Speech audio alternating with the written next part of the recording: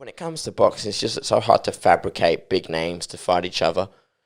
Yeah, there's too many belts with so many weight classes. You know what I mean? Like, if we bring it over to the UFC, you know, everything is separated by around 10 to 15 pounds. Once you start to hit middleweight, lightweight, light heavyweight, and then heavyweight, then the discrepancies start to get a little bit larger, which gives a lot of room for people to move to different divisions. But in boxing, a lot of them aren't separated by much at all. No. Some of them can be as little as 5 pounds, 4 Yeah. pounds. You know, it's not common in other combat sports to have a 168-pound belt. It's a 170 or a 185.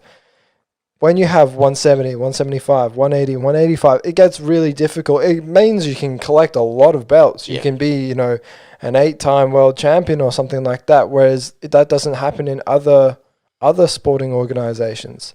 Imagine if we did that in the UFC. Imagine if there was that many belts up for grabs. It's too difficult it's too wide a view for you to look around at all these people, and you have to remember, whereas if you've got, I think, how many would be in the UFC? Maybe 8 or 9 weight classes? Yeah, roughly. It's around 8 or 9 weight classes. For men. For men. The women one's much easier to remember, but the 8 or 9 weight classes in the men's division, very easy to remember. Easy to remember who's in what division. Whereas, you know, it's so difficult to remember all the different belts and all the different promotions that come with them. Mm-hmm. I think it's greedy. But the boxing organizations can be a bit greedy. Yeah. Not that the UFC's not. UFC is very greedy too. Well, it begs the idea, who's the real champ of that division then? Let's say you have 2 belts, but I've got 3, but you've got more fights under your streak, and you haven't lost, but I've got 1 loss. Like, who's the champion then? Who's the better fighter? That's when it comes to you have to unify the belts, and that's why it gets really difficult with Deontay. It happened with Deontay Wilder and possibly an Anthony Joshua. However, we saw Tyson Fury versus Deontay Wilder. Now Tyson Fury can now unify the belts against Anthony Joshua. It just gets really difficult because, you know, some people, you know, sometimes a champion only has 1 belt, whereas the other one has 4. Why would that person risk 4 of their belts to come over to your country to fight you for 1? Yeah. Right? It's incredibly risky. Now, some of the boxers out there are like, fuck it, I'll take any fight. But the higher and higher you go, the riskier and riskier it gets.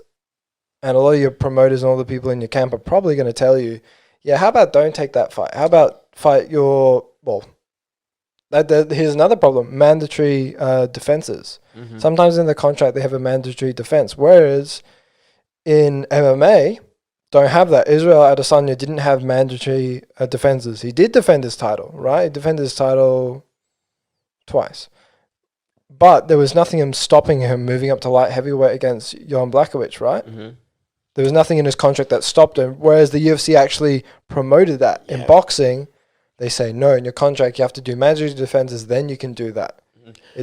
It's very safe business. That's good because it kind of shows the transparency within the UFC. Yeah. It kind of shows the fluidity of and allows the freedom for the fighters to like switch around. Like, it's the same with John Jones as well. John Jones didn't have to, I don't think there was anything in his contract about vacating the light heavyweight belt. He just did it and went up to heavyweight.